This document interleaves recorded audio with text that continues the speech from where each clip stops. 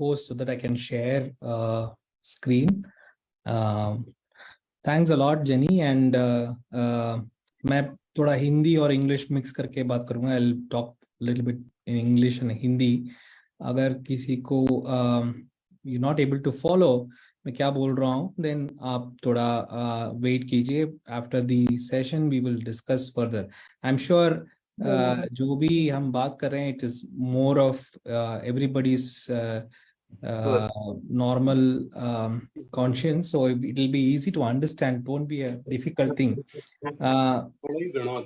Today can the host mute everybody? Yeah. So तो ये May 3rd को there was sudden news of violence in Manipur. That time we were very I was handling the war room in Karnataka, and the Karnataka elections were on. I hope hardly anybody noticed or even bothered to think what is happening there, you know. And when the news started trickling down next day that 30-40 people have been lynched, and then it came, the number rose to 50, 60, 70, then for me it was a big thing which I was always thinking might happen in India because of various reasons. हम discuss करेंगे उसके reasons क्या है. But बहुत बार north east में जब होता है कुछ भी, nobody even bothers to think, bothers to talk or notice. In the same time, I also remember the Prime Minister and the Home Minister was happily campaigning in Karnataka, not even bothering about what is happening in Manipur. And it has been 75 days almost, and still the Prime Minister has not talked about it. So for a common mind, this is all surprising. क्या हो रहा है? ऐसे कुछ हो सकता है क्या? In spite of while in spite of big army that we have, can we still have violence? You know, why can't the government control? In fact, even the Manipuris are having the same doubt. You know, if this nation is such a big nation और इसको इतना ताकत है, फिर भी एक conflict को बंद नहीं कर सकते. तो ये we have to understand. It is not so what I'll try to make this session about is also to understand how these conflicts occur and why they occur. That is very important. Before even we understand Manipur, we have to understand ethnic conflicts. With my experience as a deputy commissioner and a district collector of 3 districts, मैंने ऐसे conflicts को बहुत बार देखा हूँ और interview भी किया हूँ. मुझे उसका डायनेमिक्स थोड़ा पता है. इसलिए I thought I will also today talk to you about why people fight. I think this is the crux of the whole thing. Then we will slowly cover what Manipur is and why Manipur is now burning and हम इसके लिए क्या कर सकते हैं. ऐसे 3 parts में मेरे session होगा. Let me start the first part about why do people actually why do ethnic conflicts happen. I'm sharing my screen. If anybody has a problem, please let me know. So I hope the screen is okay. You're able to see. Yeah, okay. Now the question starts with this basic question. हम कौन हैं? Who are we? हम जब बोलते हैं हमारे बारे में, we identify ourselves with many things, you know, like for example, we identify ourselves with our education, we identify ourselves with our appearance, sometimes religion, sometimes income, sometimes language, sometimes family, sometimes political belief. ऐसे हमारा जो भी identity है, the first point that we have to understand is it is multiple. It is not one identity.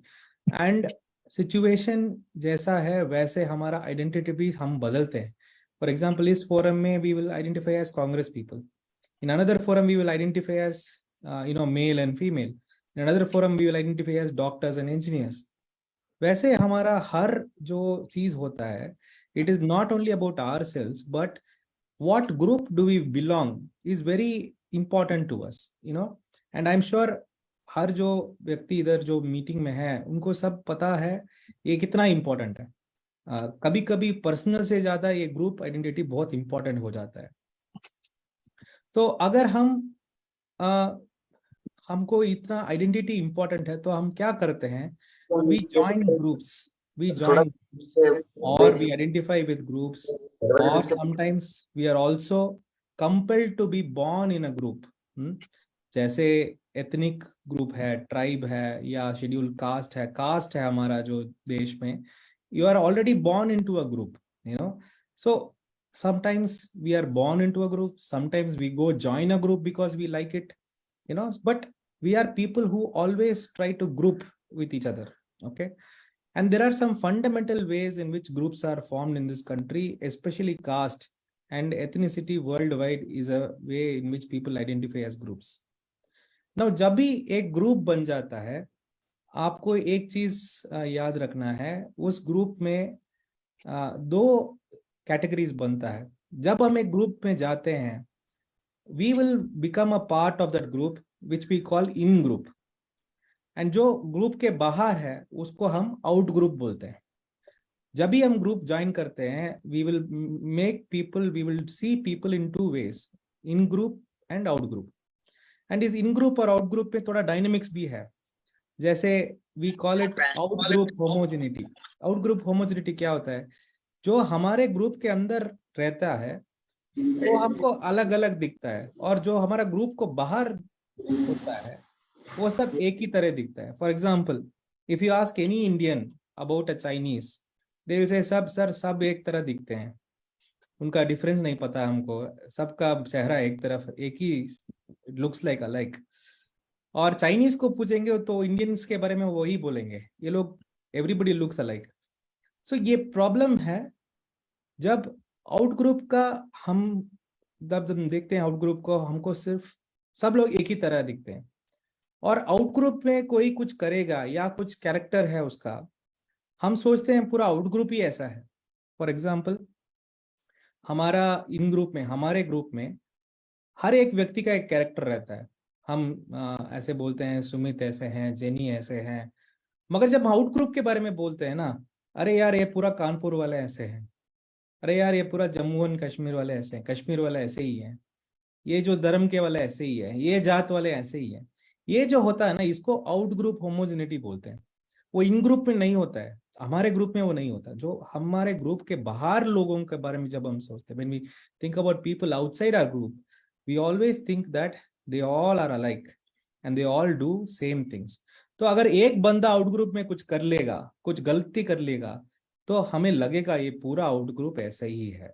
तो इस बात आपको समझना पड़ेगा. पहला, हम identity is important for us, group identity is important for us, and जब ग्रुप बनता है, इन ग्रुप आउट ग्रुप ऑटोमेटिकली बन जाता है.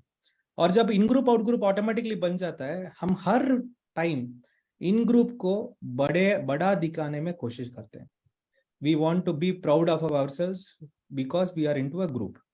एंड वो कैसा करते हैं, आउट ग्रुप को नीचे दिखाने में इन ग्रुप का the pride of the in group will increase. We don't increase our own pride by making good things ourselves, but rather by talking bad about the out group. This normally happens in social psychology. Now ये problem है, पहला problem. अगर ऐसे group बन जाते हैं, वो लड़ते हैं क्यों हैं? Why do groups fight? That is the primary question that I think we should be able to answer. Now, if we try to find the understanding behind this, then probably we can kind of point out whenever these group fights happen and why it happens.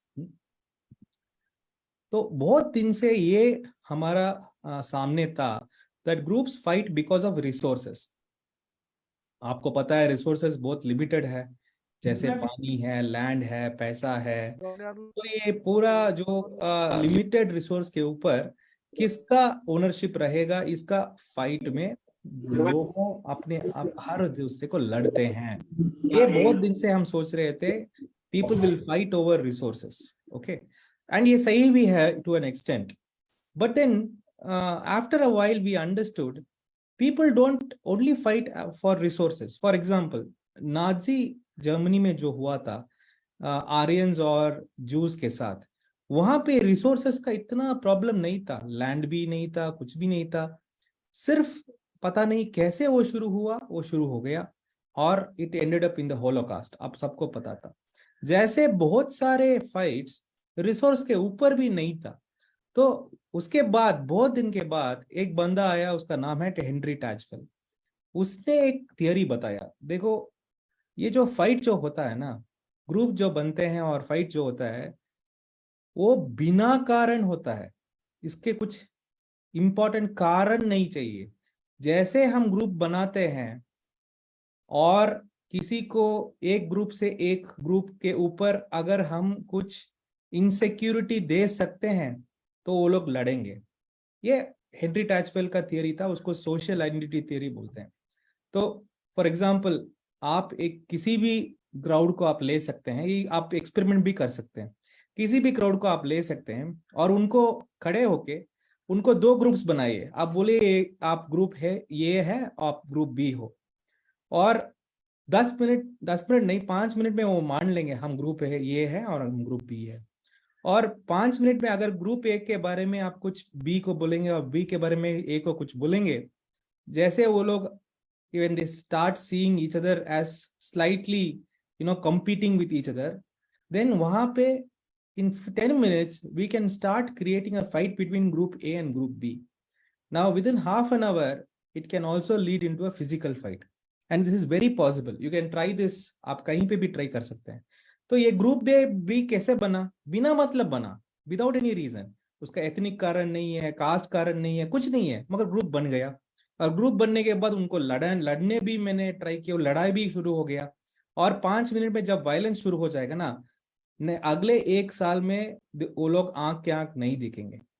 तो Henry Tajfel's theory is a very important theory. So we understand that groups can be made and made to fight only through stories, और कुछ नहीं चाहिए उसका।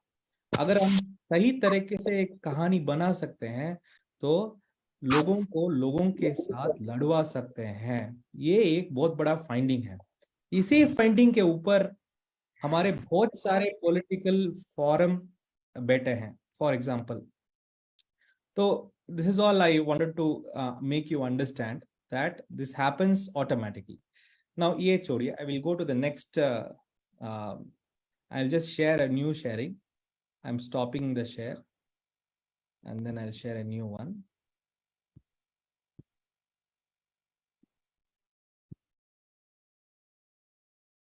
Just hold on. Right. So I hope this is much clear that groups can be formed and made to fight without any reason. Okay. Now comes the quest for power. No, for a long time we were fighting, everybody fights for power, that, then came political systems in this country which started becoming very democratic. तो then finally after ये राजा महाराजा का period जब खत्म हुआ तो हम modern democracy के तरफ आए थे। तो मॉडर्न डेमोक्रेसी का एक इम्पॉर्टेंट आर्म था इलेक्टोरल डेमोक्रेसी, जहां पे लोगों एक लीडर को इलेक्ट करते हैं, यूनिवर्सल सफरेज। तो नाउ ये सिस्टम ऑलमोस्ट मॉडर्न वर्ल्ड में चल रहा था 21st सेंचुरी और late part of 20th century also. तो तब there were a group of people who were finding out ways of capturing power. Okay, now one way of capturing power was to enter into an election and to fight the election. Now when you enter into an election and fight an election, उसमें क्या होता है, what generally happens, दो बंदे जाके, let us imagine a scenario, अगर 100 voters है हमारे आगे और हम दो कैंडिडेट 100 वोटर्स के सामने जाके वोट पूछते हैं, तो क्या होगा, 50 हमको देगा, 50 उसको देगा। एक प्रोबेबिलिटी थियरी है, 50% 50% जा सकता है। तो इस प्रोबेबिलिटी में जीत का कुछ ये नहीं है, एश्योरेंस नहीं है। एक और सिस्टम ये लोग ने आइडेंटिफाई किया। वो सिस्टम क्या है, अगर हम 100 लोग के पास नहीं जाए मगर हम 80 लोगों के पास जाएं, और 20 लोगों को के पास मत जाए, 80 लोगों के साथ जाके उनका एक स्टोरी बनाए दैट ये जो 20 लोग है ना, ये हमारा पूरा 100 का बहुत बड़ा एनिमी ये 20 लोग ही है। और ये जब तक ये 20 लोग रहेंगे, हमारे अंदर कुछ पीस नहीं रहेगा, लव नहीं रहेगा, तो हमको इस 20 लोगों को कंट्रोल करना पड़ेगा। और अगर हम कहानी को सही तरीके से बोलेंगे तो ये 80 लोग 80 लोग they will believe it, and once they believe it and once they become afraid of this 20 people, उसके बाद जब हम वोट पूछते हैं, ऐसे पूछते हैं, देखो तुम मुझे इलेक्ट करो और उस 20 लोगों को मैं देखता हूँ, आपको फिक्र नहीं करने का। तो इस फियर के ऊपर एक 80 वोट से मुझे 60 वोट आने का बहुत प्रोबेबिलिटी है। अगर मैं स्टोरी को कहीं अच्छी तरह से बोलूं, देन 70 वोट्स भी आ सकता है। If I tell the story in a very good way, then 80 votes also can come to me winning is very very assured in this system.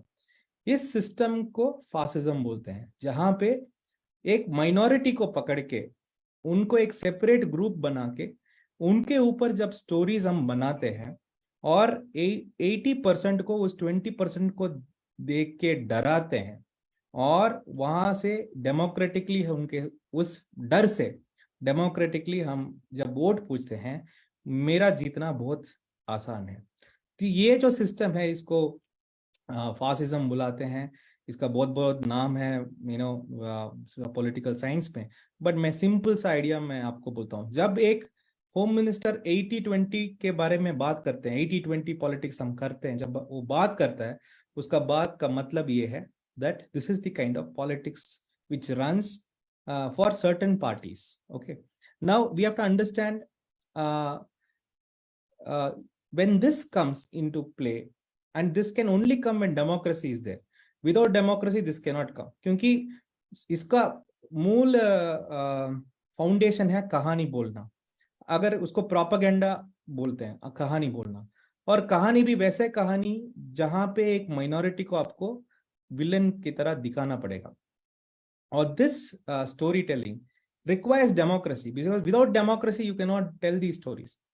So always fascism develops in democratic systems. Okay, और जब Germany में भी वही हुआ था, Hungary में भी वही हो रहा है, ब्राजील में भी वही हुआ था, यूएस में भी वही हुआ था, अभी इंडिया में भी वही हो रहा है। तो इसका कुछ सरप्राइजिंग फैक्ट्स नहीं है।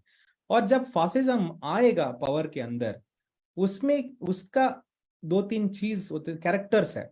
वो क्या करेगा, डेमोक्रेटिक इंस्टीट्यूशंस को डिस्ट्रॉय करेगा और डेमोक्रेटिक वैल्यूज को भी डिस्ट्रॉय करेगा। उसके बाद जो 20% है उनके ऊपर कहानी बोलते जाएंगे और कहीं पे भी एक वायलेंस को स्टार्ट कर देंगे। क्योंकि जब वायलेंस स्टार्ट होता है, मैं बोला ना, जब लड़ने के लिए 2 ग्रुप शुरू कर दिया, उसके बाद 1 साल में वो लोग आंख के आंख नहीं देखेंगे। तो अगर फासिज्म उनका स्ट्रक्चर, पावर स्ट्रक्चर्स को अश्योर करना है, तो वो लोगों को लड़वाएंगे। इसका there is no other way that is going to go further. तो हमको भी इसका पूरा इंडिकेटर्स हमको पता होना चाहिए फासिज्म कैसे बनता है। मैं फासिज्म बोल के एक स्ट्रॉन्ग वर्ड आपको you might think that I am using a very strong word, but believe me, it is fascism like politics. It may not have reached there, but it is slowly creeping towards there. So how do you identify this is something which you can always see. हर एक फासिस्टिक system में एक pre power phase होता है, जहां पे फासिस्टिक system power capture नहीं करता है। उसके पहले क्या क्या होता है? पहला है, ये एक कहानी बोला जाता है करप्ट एलिट के बारे में। वो जो सोसाइटी में जो एलिट लोग हैं, जो अभी तक सोसाइटी को डेमोक्रेटिक वे में चला रहे थे, वो सब करप्ट लोग हैं, वो सब एंटी नेशनलिस्टिक लोग हैं, इसलिए हमारा ऐसा प्रॉब्लम हो रहा है करके एक स्टोरी फर्स्ट शुरू होगा। सेकेंड स्टोरी शुरू होगा हमारा मिथिकल पास्ट के ऊपर। हम लोग, हमारा पूरा जो खानदान था, हमारा जो हमारा पास्ट था, it was a great history. We were हमारे पूरा गांव में सोना और हीरा बेचते थे, ऐसे स्टोरी बोलते हैं हमारे ऊपर, क्योंकि हमको वो प्राइड आना चाहिए, मेजोरिटी को उस प्राइड आना चाहिए। जब वो प्राइड आएगा तो ये स्टोरी में एक ट्विस्ट देते हैं, देखो वैसे थे हम, मगर हम ऐसे आज बन गए। क्यों ऐसे आज बन गए, ऐसे भूखे क्यों हैं, ऐसे हम गरीब क्यों हैं, क्योंकि ये 20 लोग जो आए हैं ये लोग हमें ऐसे कर दिए। तो इनको कंट्रोल करेंगे तो हम वापस उसी ओल्ड जमाने में जाएंगे करके एक स्टोरी बोलेंगे। तो इसको ऑर्गेनाइजेशन और propaganda of the mythical past बोलते हैं, मिथिकल पास्ट। तो ये आप हम अभी हमारा सोसाइटी में भी you can see that is happening, you know, so many stories coming about our mythical past. हम ऐसे थे, इंडिया ऐसा था, भारत था, ये था, वो था, हम तभी सर्जरी, प्लास्टिक सर्जरी करते थे, हम पुष्पक विमान चलाते थे, ऐसे ऐसे ऐसे ऐसे। Okay, now third point is वो बहुत एंटी इंटेलेक्चुअल है। तो उनको इंटेलेक्चुअलिज्म नहीं पसंद है। पहला जहां जहां फासिस्टिक सिस्टम शुरू हुआ वो पहले मारा है यूनिवर्सिटीज को, क्या, क्योंकि वहीं से इंटेलेक्चुअल थॉट प्रोसेस और उसका वॉइसिंग आउट भी होता है। तो भारत में भी आप देख सकते थे, it is JNU, why would a government fight with a university? There's no reason unless they are anti-intellectual. Then they fourth they tell another story of victimhood. They'll tell that देखो आज हमारा पूरा जीवन खराब हो गया और हम पूरा, in spite of being this great society, we have undergone such horrible crimes that we are now in such a bad situation. जब वो victimhood जब आता है, वो जो आइडेंटिटी को इंसल्ट, आइडेंटिटी का चैलेंज जब लोगों के अंदर जाता है, देखो अगर ये लोग आ जाएंगे तो तुम्हारा आइडेंटिटी खत्म हो जाएगा, ये वो शुरू करते हैं। उसके बाद वो पॉलिटिक्स ऑफ फियर बनता है। 80 लोग 20 लोगों को देख के फियर करते हैं और वो प्रोपेगेंडा उसको बरकरार रखता है। उस प्रोपेगेंडा को पूरा जो अभी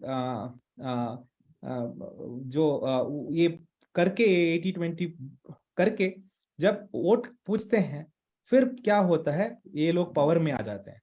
पावर में आ जाते हैं, उसके बाद पोस्ट जो पावर फेस है उसमें क्या करते हैं, पहले डेमोक्रेटिक इंस्टीट्यूशंस को मारते हैं, उसका ब्यूरोक्रेसी को मार देते हैं, लॉ को मार देते हैं, डिस्क्रिमिनेटरी लॉज बनाते हैं। ये बहुत इंडिकेटिव है, बहुत। और जो ये डिस्क्रिमिनेशन है वो लीगली करते हैं, वो एक्स्ट्रा लीगली नहीं करते हैं, उसके लिए लॉ पास करते हैं। जैसे हमारा एंटी NRC लॉ था, जैसे हमारा अभी यूनिफॉर्म सिविल कोड के बारे में बात कर रहे हैं। All this we will see in context to Manipur also later. उसके बाद जो हमारा प्लूरलिस्टिक थॉट प्रोसेस है, जो विभिन्नता का जो दिमाग है, विभिन्नता का जो सेलिब्रेशन है, उसको खराब करते हैं, उसको मारते हैं और पूरा यूनिटरी लेके आने के लिए प्रयास करते हैं। एक देश, एक भाषा, एक कल्चर, ऐसे बोलते हैं। फिर जो डेमोक्रेटिक पास्ट का सिंबल्स जो रहता है, उस सिंबल्स को पूरा तोड़ते हैं। जैसे हमारा पार्लियामेंट था, जो जैसे हमारा शांति पथ था और विजय पथ था, उसको अभी कर्तव्य पथ बना दिए। आप देखे पिछले कुछ दिनों में जो प्रधानमंत्री अमृत काल के बारे में बात कर रहे थे, अभी अमृत काल को ट्विस्ट करके चेंज करके अभी कर्तव्य काल बना दिए। कर्तव्य काल माने अभी पूरा जनता का गया पूरा। उसके बाद माइनॉरिटी को डीह्यूमनाइज करते हैं, जो भी माइनॉरिटी है उनको आदमी का इंसान का नीचे लेके आते हैं। They call them rats, cockroaches, ये वो करके।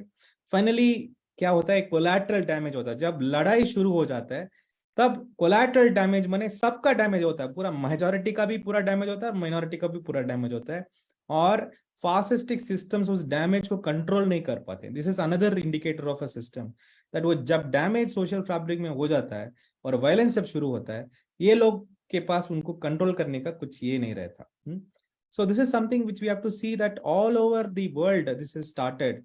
India is also one of the state. There are many leaders वो ऐसे हैं, So I wanted to tell all this because we have to understand the framework under which we are working. Okay, and I hope there is no confusion in what I said about the way books are formed and the way how people fight with each other and how a category of politics can make people fight with each other and what they get out of it. तो अगर मणिपुर के बारे में अगर कोई बात करेगा, नहीं ये एथनिक इशू है, नहीं ये बहुत पुराने हिंदू इशू है या पुराने रिलीजन इशू है, ये एक्चुअली ये एथनिक इशू नहीं है। एथनिक इशूज कभी भी सोसाइटी में रहता है, हिंदू मुस्लिम ये सब कभी भी सोसाइटी में रहता है, मगर उनको लड़वाने का काम पॉलिटिकल होता है। You please understand this. अगर पॉलिटिक्स ठीक नहीं होगा, लड़ाई होगा। पिछले 70 साल में लड़ाई क्यों नहीं हुआ, अभी क्यों हो रहा है? क्योंकि पॉलिटिकली उनको लड़वा रहे हैं। तो all that you have to understand, I think we'll also have to tell everybody, the people who are supporting this politics, they are also in danger, their families are also in danger, their children are also in danger by supporting this kind of politics. Okay, and this politics only survives on this. उसको कुछ और कुछ नहीं आता है, और कुछ नहीं, उनका उनका परवाह और कुछ नहीं है. Now when you talk about this kind of people, political people, when they talk about this system, they cannot be imaginative on anything. They cannot have a kind heart on anything. So because it will be based on that. So now let us just understand what happened in Manipur. Okay. Now I'm going to share the screen again. Just hold on.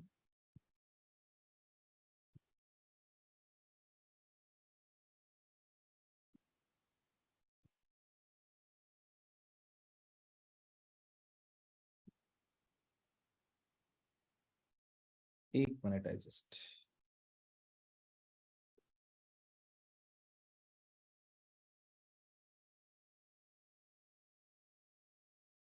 Okay, I hope you can see the screen. Is there a map? You can see the screen? Yes. Yeah. We're going to zoom into Manipur and understand the geography of Manipur.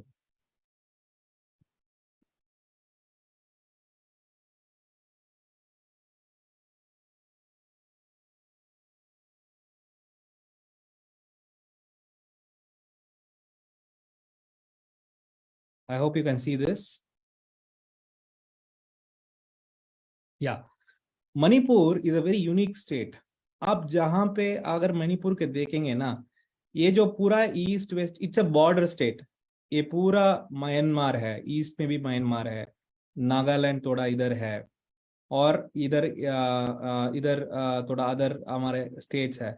मगर आप जब मणिपुर को देखेंगे, आप यहाँ पे centre में जो जो देख रहे हैं एक पैच ऑफ लैंड, ये है उसका वैली. और पूरा जो मणिपुर का स्टेट है, ये पूरा जो वैली के सराउंडिंग्स पूरा है वो हिल्स है. 90% हिल्स है और 10% लैंड है. 10% लैंड में जो भी एक्टिविटी होता है आप देख सकते हैं. मैं जूम करके दिखाता हूँ. पूरा जो सिटी है, ये इम्फाल है, पूरा जो सिटी है वो वैली पोर्शन में ही है. और जो 90% of the land it is unusable terrain, जहाँ पे पूरा हिल्स है. नाउ ये पूरा मणिपुर का ज्योग्राफी ऐसा है, तो उसका डेमोग्राफिक्स भी ऐसे ही रहेगा. यहाँ पे वैली में जो मेजर जो पॉपुलेशन इकोनॉमिक एक्टिविटी करते हैं वो वैली में रहते हैं, और पूरा जो ट्राइबल्स है वो हिल स्टेट्स में रहते हैं. अभी नहीं, वो पहले से ही ऐसा ही है, क्योंकि you know very well civilizations pick up, economics pick up only in the valleys or in the plain areas. Now ये जो hills है, इसमें we have around 33 tribals living. और आपको तो पता है भारत के संविधान उनका पूरा प्रोटेक्ट करता है, क्योंकि उनका पूरा सिस्टम अलग है, उनका वैल्यू सिस्टम्स अलग है. तो we have a protection on the sixth schedule, on 6th or 5th, I'm not very sure, schedule of the constitution. तो उनका पूरा सिस्टम्स ही अलग है. तो जो भी वैली में है, they are restricted from doing many things in the hills, but most of the hills is not hospitable at all. It is very difficult to live there actually. तो मणिपुर में बहुत पहले माइती बोल के एक we call them Maity population. The history says that they came from the Myanmar region or whatever, but they came and settled down hugely in this Manipur Valley area. Or they represent they had a specific religion which everybody says as Sahanamism, but वो almost slowly हिंदूवाइज हो गए, क्योंकि हिंदू राजा सब कोई Hindu Saint आके इधर पूरा वो माइती पॉपुलेशन को, राजाओं को प्रीच कर रहे थे. तो उसके बाद Meitei population almost started becoming Hinduised, but originally speaking they are not Hindus. but if you see their their practices and everything, you can see very well it will be visible that किसी और system के ऊपर Hinduistic rituals बेटा है, मगर for a large extent they started believing they were Hindus. Similarly जो भी tribes है, around 33 tribes, उसमें बहुत important दो tribe है, एक है नागा और एक है कुकी. और नागा और cookie and all the other tribes are also which is there. To a great extent, after the British came, they started visiting hills, reaching these tribals, and started conversions. तो वहां पे पूरा क्रिश्चियन पॉपुलेशन का शुरू हुआ. And आपको तो पता है मिशनरीज का वर्क कहीं पे भी होगा, उसके साथ मॉडर्न एजुकेशन, उसके साथ मॉडर्न साइंस, ये सब भी आएगा. तो ये जो ट्राइबल्स जो हिल्स में है, they have started becoming educated and they have started becoming this thing. So after independence, special provisions, special affirmative actions were given to the tribes for their pickup and also the scheduled caste. Now ये पूरा peacefully चलता था और ये दोनों community बहुत peacefully रहता था, बहुत दिन के they have their peaceful existence. In fact, Nagas had a vision of bigger Nagaland. So they were having resurgent groups who were fighting, but Kukis never had the idea of separating from India or asking for their own land. They're a very peaceful, loving group of people. उनका एक system था land का cultivation का, उसको zoom cultivation बोलते हैं. They used to go and clear the forest and conduct their agriculture there. So post independence there were protections from the valley people to purchase land in the hills also.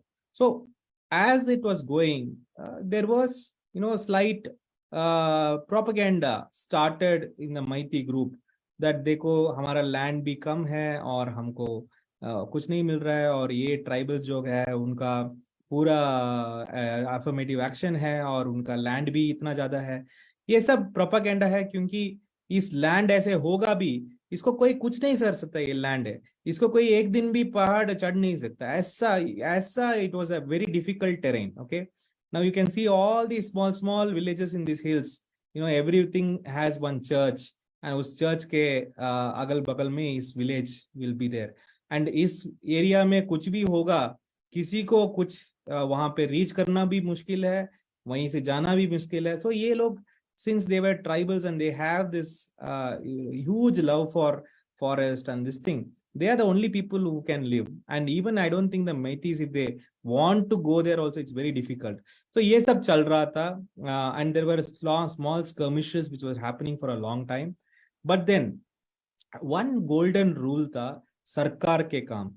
अगर जो भी ethnic community और जो भी identity एक के ऊपर एक कॉन्फ्लिक्ट में आएगा, वहां पे सरकार का रोल बहुत इंपॉर्टेंट पड़ता है. अगर सरकार अनबायस्ड रहेगा, अगर सरकार सबका न्याय करेगा, सरकार सही रहेगा, एक एथनिक कॉन्फ्लिक्ट या कुछ कॉन्फ्लिक्ट कभी भी 2 दिन के ज्यादा नहीं होता है. और सरकार का काम उधर होता था सबको एक साथ लेके आना, to bring everybody together and to do a very good. This so society was almost normal and peaceful, and this generation to it almost forgot those roots, I should say, of differences, and people started living peacefully in Imphal. Cookies also started settling down in Imphal, in government offices and other places, and these things were happening. And then came the BJP government in 2017. From that time onwards, पूरा भारत में तो ये पूरा हिंदू सुप्रीमिज्म चल रहा है, तो वहां पे तो डायरेक्ट कॉन्फ्लिक्ट में है. तो they started very subtly pushing for this Hindu supremism. तो ये जो चीफ मिनिस्टर आया था, वो भी बहुत सारे ऐसे प्रोपेगेंडा किए थे जहां पे डायरेक्टली कुकीज कॉन्फ्लिक्ट में थे. फॉर एग्जाम्पल द फासिज्म का जो मैं बोला था, सब कुछ लीगली करते हैं, लीगल रूल्स लेके आते हैं, लीगल रेगुलेशंस लेके आते हैं, और उसके ऊपर ही पूरा ड्रामा करते हैं. तो यहाँ पे भी एक एनक्रोचमेंट ड्राइव रिमूव करने का कोशिश किया, और वहां पे जाके ट्राइबल्स को जाके, जहाँ पे क्योंकि उनका सिस्टम ही ऐसा है, जहाँ जाके फॉरेस्ट क्लियर करके उधर वेजिटेशन करते हैं और नेक्स्ट सीजन में दूसरे जहाँ चले जाते हैं. तो उनको कंट्रोल करने का डायरेक्ट लॉज लेके आया और डायरेक्टली उनको डिह्यूमनाइजेशन में बोला ना, उनको नार्को टेररिस्ट बुलाया गया। और ये लोग पॉपी ग्रो करते हैं उधर, जो गांजा ग्रो करते हैं, ऐसे उनके ऊपर लैंग्वेज का यूटिलाइजेशन, वेपनाइजेशन किया गया। और continuously the government was pushing for this mighty supremacism over the cookie thing. In fact, so much so the chief minister also gave a call last year, go to hills. माने उसने openly Maiti लोगों को बुलाया, जाके तुम hills को capture करो और तुम एथनिक क्लेंसिंग करो। इसका मतलब यही है, रिमूव फासिस्ट लैंग्वेज में, रिमूव कॉकरोचेस बोलेंगे तो उनका जो भी ओपोनेंट है उसको खत्म करना, वैसा अर्थ होता है। सो फासिज्म का एक और स्ट्रक्चर है, वो जो बोलते हैं और जो उसके इंडिकेशन है प्रोपेगेंडा का, वो बहुत डिफरेंट होता है। तो ये जब हुआ था, और recently the Manipur government gave a proposal to include Meiteis also inside the tribes, और उसका एक रूलिंग कोर्ट में पड़ा हुआ था, एक रिपोर्ट था। उस रिपोर्ट को सेंट्रल गवर्नमेंट भेजने के लिए एक कोर्ट में किसी ने केस लगाया और एक रूलिंग आया था दैट कर सकते हैं। तो जब वो रूलिंग आया, उसको लेके बहुत सारे ट्राइबल लोग थोड़ा डिस्टर्ब हो गए। अगर हमारा जो अभी हमको मिल रहा है उसमें मैती लोग भी आ जाएंगे तो हमारा पूरा सिचुएशन खराब हो जाएगा करके, वहाँ पे ऑल मणिपुर स्टूडेंट्स यूनियन ने एक प्रोटेस्ट मार्च किए थे। Not only in Manipur but specially not only in Imphal, this is Imphal. इसके ठीक नीचे एक और जगह है, उसका बोलते हैं चुराचांदपुर। ये जो दिखाता है, जो दिखता है, Churachandpur. Churachandpur is a place mostly dominated by the Kukis and there is considerable Meiteis also, but Churachandpur में ये प्रोटेस्ट जो था, बहुत सारे जगह हुआ था, मगर चुराचांदपुर में जो प्रोटेस्ट था वो थोड़ा वायलेंट हो गया। किसी कुकी ग्रुप ने जो प्रोटेस्ट में जा रहे थे वो थोड़ा मैती लोगों को असल्ट करे। इट्स नॉर्मल, कभी कभी होता है। तो सरकार को क्विकली इसमें रिस्पॉन्ड करना था और इसको स्टॉप करना था। मगर सरकार ने क्या किया, मैंने बोला ना, तो ये अपॉर्चुनिटी दे के यहाँ पे वायलेंस का कंडीशन है करके, they actively left the entire thing to blow. उसके बाद मई 3 को एक organised Meitei, organised ethnic attack Imphal में शुरू हुआ, जहां पे बाकी सब कुकीज जो है, जो भी इम्फाल में है, उनको चुन चुन के रोड पे, रास्ते पे, कहीं पे पकड़ के मारने शुरू कर दिए। और around 75 people died in that violence, and that started a huge exodus of the cookies from this place. तो ये लोग वापस, बहुत लोग चुराचांदपुर आ गए, बहुत लोग साइकुल आ गए, बहुत लोग ऊपर चले गए, जो हिल डिस्ट्रिक्ट्स में जो है, नोनी, तमेलोंग, सब में जाके बस गए। और मई 17 को कुकीज के तरफ एक रिटेलिएशन हुआ था, मगर बहुत बड़ा नहीं था, मगर हुआ था। तो दो कम्युनिटी कंप्लीटली एक दूसरे के अपोजिट हो गए। तो उसके बाद क्या होता था, हर दिन ये जो बॉर्डर देख रहे हैं आप, हिल्स के बॉर्डर जो होता है, वहां पे एक आइसोलेटेड विलेजेस रहता है, कहीं कहीं कुकी विलेजेस रहता है। इस कुकी विलेजेस को यहाँ से आके मारना, ये पूरा प्रयास, जो भी कुकी विलेज गया है ऊपर, माने वो भाग गए थे, उन वहां पे जाके उनको मारना। Like for example Saikul is a place where very important violence happened. ये देख रहे हैं चुराचांदपुर का बॉर्डर विलेज है साइकुल। इस साइकुल में अराउंड 7 people गॉट किल्ड। ये बॉर्डर में रहता है। तो ये लोग ऐसे ऐसे ऐसे ऐसे जाके एक दूसरे का मारना, एक दूसरे के विलेज को खत्म करना ऐसे शुरू किया। और सरकार के तरफ से दे वर कंप्लीटली क्लूलेस, क्या करना है उनको नहीं पता था। असम राइफल्स और जो भी आर्मी के थे, they can't control, you see the terrain, इतना विलेजेस है, कहाँ जाके आर्मी कंट्रोल करेगा। तो एक बात आपको समझ रहना चाहिए, आप मेजॉरिटी हो या माइनॉरिटी हो, जब कम्युनिटी का प्रॉब्लम शुरू हो जाता है, किसी आर्मी और किसी नेवी कुछ नहीं कर सकता। जब आपका बगल वाला आपको मारने के लिए रेडी होता है, आपका कुछ भी आपको सरकार से मदद नहीं मिलेगा, और आप मेजॉरिटी हो या माइनॉरिटी हो, it is a collateral damage ही होता है। तो ये अभी मणिपुर में अराउंड 300 प्लस रिलीफ कैंप्स चल रहा है। लोग एक दूसरे के कंप्लीटली अलग हो गए, और इवन इन दिल्ली और बैंगलोर एक दूसरे के नजर भी नहीं उनका पड़ रहा है। They are not even watching और सिटिंग विद ईच अदर, ऐसे हो गया सिचुएशन। तो मेरे ख्याल से नेक्स्ट 5 years तक ये सिविल वॉर ही मैं बोल सकता हूँ इसको, एथनिक क्लिंसिंग एंड सिविल वॉर, ये होते ही रहेगा मणिपुर में, और इसका कुछ हल नहीं है। तो और सरकार का था, आप लोग सोच सकते थे वो लोग क्यों कुछ नहीं कर रहे हैं, क्योंकि उनका पॉलिटिक्स ही वही है। तो उनके दिमाग में इतना चलता होगा अभी, मणिपुर तो नेक्स्ट 50 years हमारे हाथ में है, क्योंकि एक माइनॉरिटी को पूरा हमने विलन बना दिया। तो ये बात आपको सोचना पड़ेगा। अगर इनको ट्राइबल्स से प्रॉब्लम था, तो नागा लोगों को क्यों नहीं बुला रहे प्रॉब्लम, नागा लोगों को क्यों नहीं इन्वॉल्व किए? क्योंकि नागा लोगों को अगर इन्वॉल्व करेंगे इस प्रॉब्लम में, तो ये 80-20 पॉलिटिक्स नहीं होगा, वो 60 वो 50-50 पॉलिटिक्स बन जाएगा, क्योंकि नागा और कुकी और अदर ट्राइब सब मिलके एक 40-45% रहेंगे। तो इसलिए वो लोग नागा को छोड़ दिए, सिर्फ कुकी को पकड़ा। देखो वो 80-20 कैसा वहां पे भी काम करता है, क्योंकि उनका पॉलिटिक्स ही यही है। सो मेरा all and final thing that I wanted to tell you my friends is that this is not an ethnic issue, neither this is a religious issue. This is a bad political issue, a fascistic political issue, using religion and the ethnic supremacy as a tool to maintain power. And this can happen to Telangana, this can happen to Tamil Nadu, this can happen to Delhi, this can happen to Goa, this can happen to any place. And none of us will be safe with this kind of politics. I'll end it here, and for if there is any questions or anything. Okay, before I end, I'll come to the third part, that what we should be doing. So it's very important that we understand that our role here is very important. Kyunki, when Germany happened, there was a question that जब German जल रहा था, वो लोग German लोग क्या कर रहे थे, what were the people of Germany doing?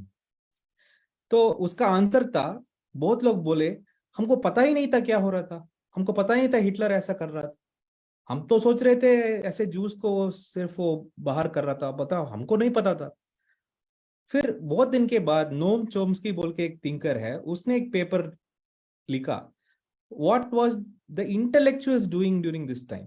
जो पढ़ लिख सकते थे, जो ये सब देख सकते थे, वो लोग क्या करते थे।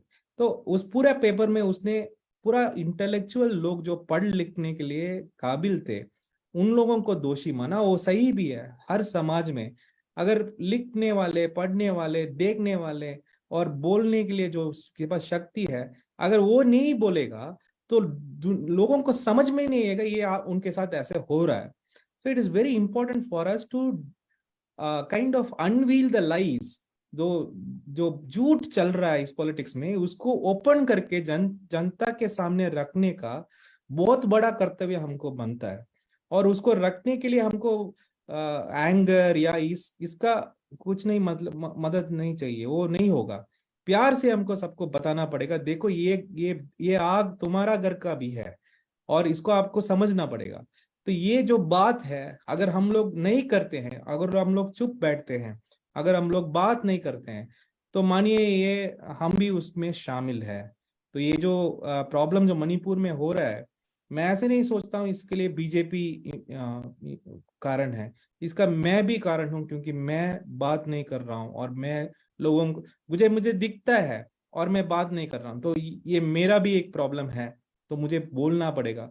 पहले तो हमें पास कुछ टूल नहीं था, आज सोशल मीडिया है, कहीं पे भी हमारा बात जा सकता है, कुछ भी हम कर सकते हैं। तो हमको बात करना पड़ेगा verbally, in writing, in many other things, so it's very easy for me to say that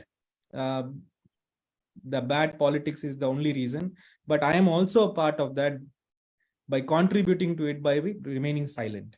और इसी इनिशिएटिव में हमारे जो साथी लोग हैं संगम का, सब लोग मिलके एक वॉइसेस ऑफ मणिपुर बोल के they have started taking the voices out of the people in Manipur and created a 3-page, 4-page newsletter. And Jenny and Dawal Saab, many other people, I can name many who have worked on that. The bare minimum that we can do is उसको हम spread कर सकते हैं, उसको उसके साथ हम खड़े रह सकते हैं. तो मणिपुर को अगर हम भूल जाएंगे तो माने ये हम हमारे घर और बच्चों को भूल रहे हैं, ऐसे समान है. तो let us do what we can. Let us unveil the lies of this government in other places also. Now other places are also targeted. This is what is going to happen in Haryana. This is going to happen in Delhi. This is going to happen in many other places. So we have a very important role as a human being to unveil these lies and make sure our friends are not part of this. Dhanyawad. Thank you. Thank you so much, Sandhilji, for that. Not only did you explain to us what's happening in Manipur, but you helped us understand the way in which this is happening, so we can identify it in other places, and also our role that we shouldn't be silent, so that we are not part of the problem. Thank you, Sandhilji. आपने हमें सिर्फ इतना नहीं बताया कि मणिपुर में क्या हो रहा है, वो आपने जरूर हमें समझाया है, लेकिन उसके अलावा ये पैटर्न को समझना, ताकि ये और कहीं पे भी हो रहा है तो हम समझे कि अच्छा ये प्रॉब्लम है. और ये भी बहुत इंपॉर्टेंट है कि जैसे ये अलग अलग जगहों पे हो रहा है, हमें चुप नहीं रहना चाहिए, लेकिन हमें मुंह खोल के इसके बारे में बात करना है. We have time for a few questions. हम कुछ सवालों को ले सकते हैं. तो अगर आपका कोई सवाल है, आप प्लीज चैट बॉक्स में टाइप कर सकते हो, नहीं तो आप हैंड रेज कर सकते हो. So any questions, please type it in the chat box, और you can raise your hand. We can take a few questions.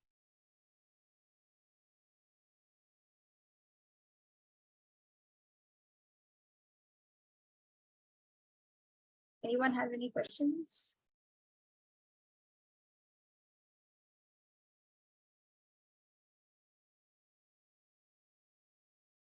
Okay, Sandhilji, Neela has a question. She's asking, prima facie, what are the demands from both the sides? Yeah, now it is like, the Maitis are very clear that they want ownership of lands in the hills. They want that to be opened up for them. They want to be included, their names to be included in the tribal list. Kuki ka demand hai that you now have to completely separate us, and both of us are in this. It's a virtual partition, if I can use that word. It has already happened. It's a modern day partition which happened in front of our eyes. There is no way that these two communities are going to come together in the next. They both want to be completely separate, and I think the government should seriously look into that and bring peace and healing and slowly. And I don't think this government will anytime try to do it. That's the reason why we need good governments on place. All politics can remain. RSS can also remain. Anybody can remain in this democratic country. But if we choose a bad guy to govern, then we are in soup, because our societal fabric will die. तो एक और बात मैं बोलता हूं, जब whenever somebody comes and says आपके identity को खतरा है, तो be aware of that person. Thank you, Sandhil. So there's another question from Mukesh Marleta ji. He's saying, how do we make people more aware? हम लोगों को जागरूक कैसे कर सकते हैं? तो पहले हमको इसको समझना पड़ेगा. इसका पूरा टेक्निकल हमको समझना पड़ेगा, इसका साइकोलॉजी समझना पड़ेगा. पहला बात यह है, क्योंकि किसी बात को आप बहुत इफेक्टिवली बोलना, तो आपका कमिटमेंट रहना पड़ेगा उसमें. So then once we understand this, then our communication has many routes this time.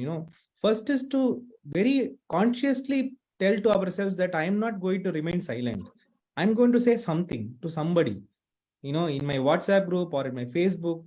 So हमारा कांग्रेस का स्ट्रेंथ है, हम एक पिलर है, मगर हम बहुत सारे लोग हैं. That we are this huge number of people of this country. And imagine if we start throwing even a little bit, every one of us, that's going to be huge for anybody to ignore. तो हमको ये करना है. Secondly, thirdly, हमको जब बात communicate करते हैं, उसको तो हम also we have to communicate in a way that it is caught by the other person. It can't be an argument. किसी के साथ हम argue नहीं कर सकते हैं. बहुत लोग हमें argument में पड़ते हैं. उस आर्ग्यूमेंट में क्या होता है, एक sense of defeat and success रहता है. अगर हम उसको छोड़ दें और उसको convert it into compassion and sympathy. Compassion because I need to protect this guy also. You know, अगर एक बंदा कुआं में कूदने जाता है, उसके साथ हम आर्ग्यू नहीं करते हैं, उसको हम कंपैशन से लेके आते हैं हमारे तरफ, तो उस एटीट्यूड से हमको बात रखना पड़ेगा. Thank you.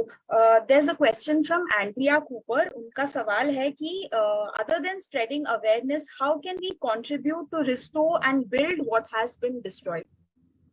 Yeah, it's a very big question. It's like it doesn't have an answer right now, because I have tried my best to make two communities, even students studying in JNU, to sit together. It's not right now, not possible. So heal hoga. So pehle last 1 week has been slightly silent. We are very happy about it, but that healing needs to happen. It needs time. One thing we can right now do is to, you know, continuously monitor. And if we find some good channels to help them, you know, now living itself has become very difficult there.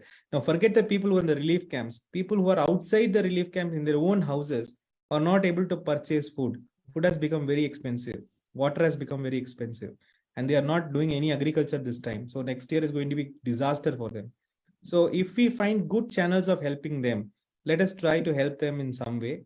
But to keep a watch on what's happening and to continuously talk about it is necessary. Thank you so much. Sunit ji, you can quickly unmute and ask your question. जय जगत sir, मुझे ये समझना है कि मैती और cookie में जो लड़ाई हो रही है, इसको बाकी जो स्टेट्स में अभी लोग इस तरह से क्यों सोचते हैं कि ये लड़ाई सिर्फ मैती और कुकी की है, या और उसको लेके कोई हीट या कोई स्पार्क बाकी लोगों में या समुदाय में और एक इंडिविजुअल में वो क्यों नहीं आ रहा है? क्योंकि ये थोड़ा इंटेलेक्चुअल चीज है ना सुनीत भाई, इसको आप समझिए. जब जनता देखते हैं इसको उसकी नजर से देखते हैं, मगर जब आप सुनीत जाके बोलेंगे देखो ऐसे मत देखो, ये तुम्हारे घर पे भी आएगा, तो ये जो बात है तब उनका एक उसके ऊपर एक नजर आता है. तो हमारा जो बोलने वाले इंटेलेक्चुअल लोग हैं वो कम बोल रहे हैं, मीडिया नहीं बोल रही है, हम लोग नहीं बोल रहे हैं, और कोई इसका डायनेमिक्स को लोगों के सामने नहीं रखते हैं. तो ये प्रॉब्लम, अगर इंटेलेक्चुअल्स जो बात कर सकते हैं, लिख सकते हैं, जो फोरम में कुछ कर सकते हैं, अगर वो नहीं करेंगे तो जनता कैसे करेगा? तो पहला हमको क्वेश्चन करना पड़ेगा, हमको दैट बात रखना पड़ेगा, पूरा मीडिया को फोर्स करना पड़ेगा इसके ऊपर बात करना. और ये सब हम नहीं कर रहे हैं ना, तो जनता तो ऐसे ही रहेगा. Thank you. There's another question. Which group has majority? कौन सा group majority में है, कुकी या मैते? और इसके पहले कुछ incident हुआ है क्या? Which group is majority? Has there been incidents of violence before this one? Sorry, I forgot to give that number. Cookies are around 15 to 17%. Maitis are around 45%. That's the difference. And that is why I'm telling Nagas are another 13-14%. Now, they didn't involve Nagas, because if you involve Nagas, then it will become a equal fight. तो Nagas को छोड़ दिए, सिर्फ cookies को पकड़ लिए. और in fact, earlier problems were there, but not between cookies and Maitis. It was between Maitis and Nagas. The cookies were slightly siding with the Maitis also at that time. That is why they brought the cookies, and many of them stayed in Imphal. The Nagas are not. Now it is Nagas who have been kept aside, and it is they have caught the cookies.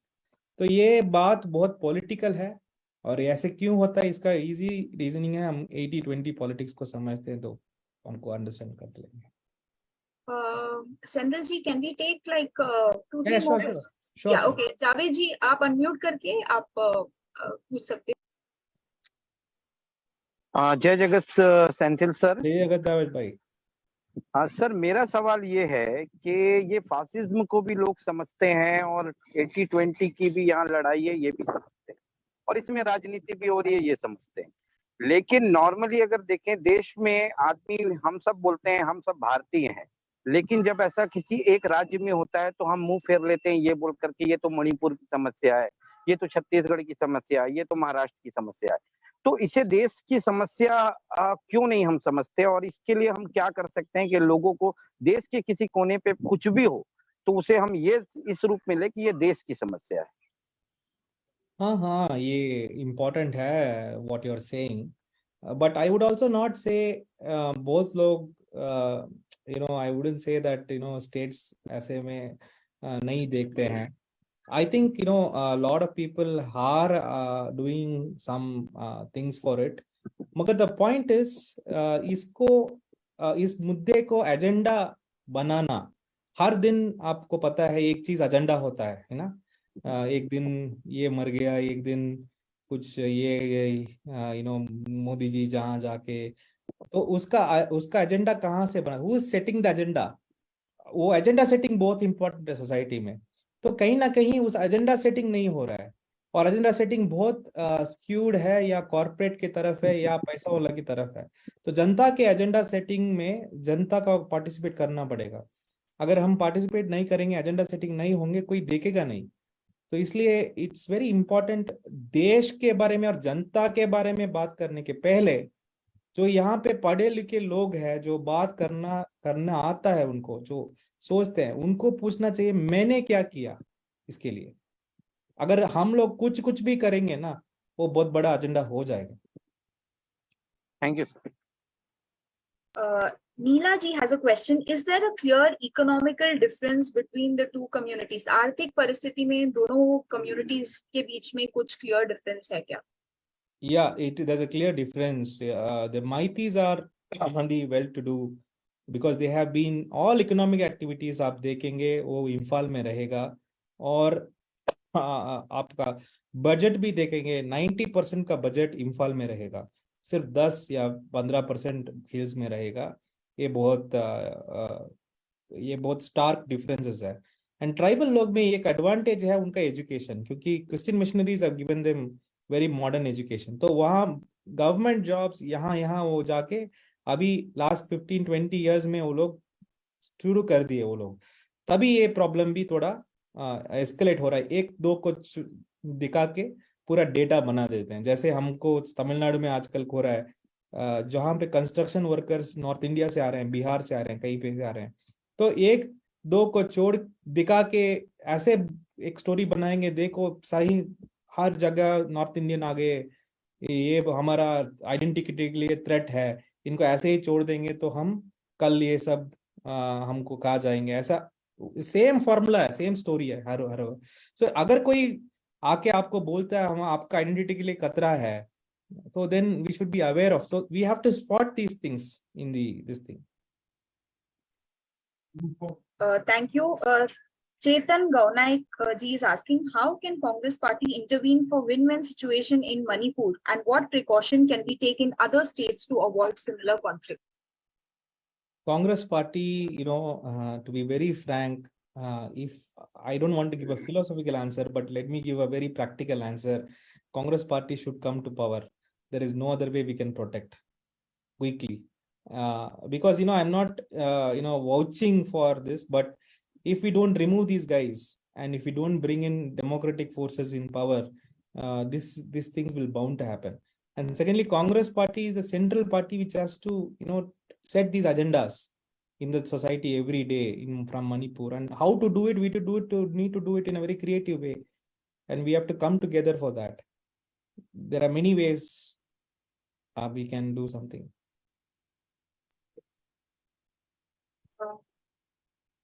Sohail जी, आपको कुछ सवाल पूछना है तो आप unmute करके पूछ सकते हो, सवाल है तो.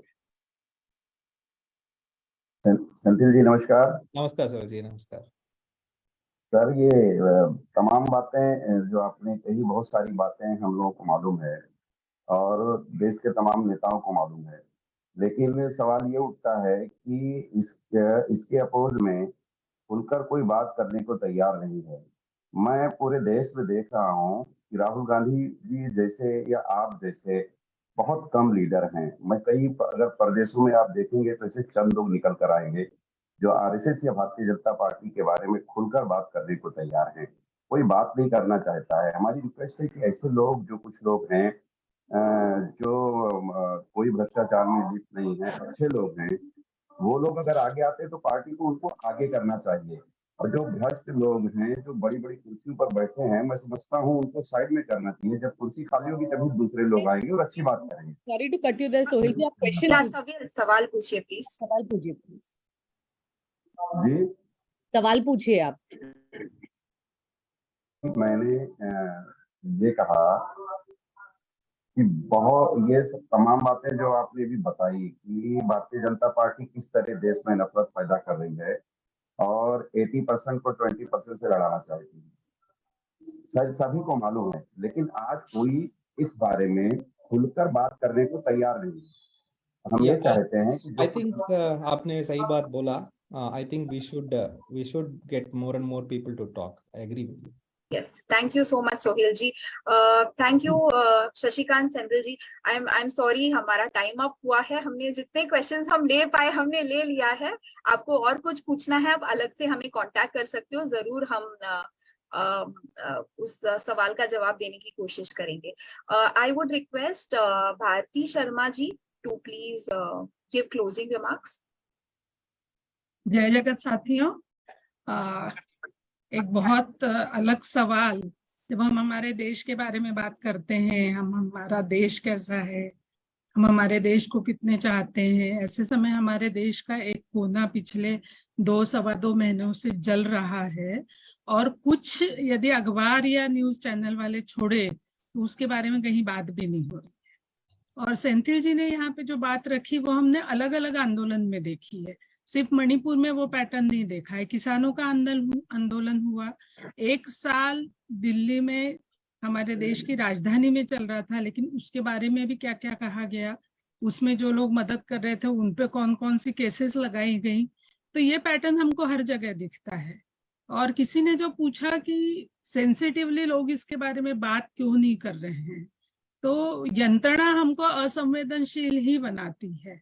मैं सिर्फ अपने समूह के बारे में ही बात करूं, दूसरे कई चीजें हो रही हैं, तो हर किसी के मन में ये सवाल है कि कोई दूसरे के बारे में क्यों नहीं बात कर रहा है। मुझे सबसे बड़ी बात आज के सेमिनार की ये लगती है कि जो लोग यहाँ पे आज बात कर रहे हैं वो पिछले 1.5 महीने से मणिपुर के अलग अलग समुदायों के लोगों से फोन पे संपर्क बनाने की कोशिश कर रहे हैं। वॉइस ऑफ मणिपुर क्या है, तो वहां के लोगों के फोन नंबर मिला के, जहाँ पे नेट नहीं आ रहा है, जहाँ पे लोग घबरा रहे हैं, लेकिन वहां पे ये तसल्ली मिल रही है कि अरे कोई तो भी, वो लोग मेनलैंड इंडिया बोलते हैं, कि कोई तो भी हमको फोन करके पूछ रहा है कि भाई आप कैसे हैं। ना हम उनको अनाज बेच पा रहे हैं, ना हम उनको दवाई पैसे दे पा रहे हैं, लेकिन ये सुकून देना कि भाई हम आपके साथ हैं, हम आपकी बात सुनना चाहते हैं। उनमें से कई लोग ऐसे हैं कि जो कहते हैं कि हम किसी से तो भी ये शेयर करना चाहते थे, और वो शेयर करने के लिए एक छोटा सा, अपनी जितनी ताकत है उतना हम लोगों ने एक प्लेटफॉर्म बनाने की कोशिश की। हम हिंदी में, इंग्लिश में, धवल भाई उसको गुजराती में करते हैं। दूसरा, इस बात को समझते समय अपने आसपास में बड़े शहरों में कई स्टूडेंट्स पढ़ाई करने के लिए आते हैं। जैसे जेएनयू में कि किसी विद्यार्थी ने अभी पूछा है कि मुझे हॉस्टल खाली करना पड़ रहा है, मैं कहाँ जाऊं, तो इमीडिएटली 5-6 लोगों ने उनको कहा कि हम ये कर सकते हैं। वैसे अपने अपने शहरों में इसके बारे में ज्यादा से ज्यादा बात करना, मुझे ऐसा लगता है कि सिविल सोसाइटी के लोग ऑनलाइन बहुत मीटिंग्स ले रहे हैं इसके बारे में। कुछ जगह पे मोर्चे भी निकले हैं, तमिलनाडु में एक बड़ा मोर्चा निकला है इसके अगेंस्ट में। तो अपने जगह हम जितनी जगह ये बात फैला सकते हैं, और उस पे कोई किसी की पाबंदी नहीं है। आप अपने आसपास के लोगों में, ऑफिस में बैठे बैठे भी यदि पूछो कि भाई मणिपुर में क्या हो रहा है, तो लोगों को बहुत कुछ उसके बारे में पता नहीं है। तो मुझे लगता है कि जिसको हम बंधुता कहते हैं, फ्रैटर्निटी, जो हमारे प्रीएम्बल में का एक बहुत बड़ी चीज है, कि जिसके लिए कोई कानून नहीं है। आप बाकी हक कानून से मांग सकते हैं, लेकिन जो बंधुता है, जो फ्रैटर्निटी है, तो ये ऐसा समय है कि वो फ्रैटर्निटी हम अपनी अपनी जगह से कैसे तैयार कर सकते हैं। और जैसे सेंथिल जी ने कहा कि बहुत जब मन में दरार पड़ जाती है, तो जो हजारों साल, सैकड़ों साल इकट्ठा रहते हैं, वो दरार जुड़ना बहुत मुश्किल होता है। तो ये चैलेंज हमारे लिए अगले 4-5 साल के लिए है। ये तो खुली चीज है कि जिनको आग लगानी होती है वो आग बुझाने के बारे में कुछ नहीं कहते हैं, इसलिए जब लोगों को आश्चर्य लगता है कि हमारे प्राइम मिनिस्टर क्यों नहीं बोल रहे हैं, कोई इंटरवेन क्यों नहीं कर रहा है, तो उनको आग ही लगानी है, तो वो आग बुझाने की बात क्यों करेंगे। तो एक संविधान में मानने वाले हम सब लोग हैं, हमारे लिए ये एक बड़ा चैलेंज है कि हमारा जो एक देश का कोना जल रहा है उसके साथ हम लोग कैसे खड़े हो सकते हैं, अपने अपने जगह पे हम इस बारे में कैसे बात कर सकते हैं। सेंथिल जी ने जो बात सबसे पहले रखी फैसिज्म वाली, वो मुझे लगता है कि वो बहुत ही गहराई से उन्होंने बात रखी। ये इनको अलग अलग टुकड़ों में देखने की जरूरत नहीं है। आज मणिपुर में हुआ, कभी किसान आंदोलन के साथ हुआ, कभी सीएए वाले आंदोलन के साथ हुआ, कभी और किसी आंदोलन के साथ होगा, जैसे जेएनयू में हुआ, जैसे रोहित वेमुला के साथ हुआ। तो ये सब अलग अलग घटनाएं नहीं है, इसके नीचे का एक जो कुछ षड्यंत्र है वो बहुत खोल के उन्होंने हमारे सामने रखा। तो मुझे ऐसा लगता है आज के सेमिनार की एक वो बहुत ताकत रही है कि हम सिर्फ मणिपुर का एक अलग से मसला नहीं देख रहे हैं, और जहां जो संभव होगा, मुझे लगता है कि गांधी जी इस बारे में हमेशा बात करते थे कि मेरी ताकत कितनी है, इतना बड़ा सवाल है, तो वो ये कहते थे कि जितनी भी आपकी ताकत है वो आप 100% लगाते हो कि नहीं, ये अपने आप से पूछो। तो ताकत मेरी कम है, ये मेरा कोई अपराध नहीं है, लेकिन वो ताकत मैं पूरी तरह से लगा रहा हूँ या नहीं, ये मुझे देखना चाहिए। तो अपने सभी साथियों को मैं धन्यवाद देती हूँ। सेंथिल जी हमारे साथी हैं, कांग्रेस के लीडर हैं, उनका मैं औपचारिक धन्यवाद यहाँ पे करती हूँ। और हम लोग अभी जो ऑनलाइन है वो अभी हम लोग बंद करेंगे, उसके बाद कुछ लोग अनऑफिशियली यदि बात करना है तो थोड़ी देर रुक के, और सेंथिल जी को यदि समय होगा तो हम थोड़ी देर बात कर सकते हैं। Thank you. Thank you so much Bharti Tai. Shashi जी, क्या मुझे वापस होस्ट बनाएंगे आप, फिर मैं वो स्टॉप कर सकती हूँ।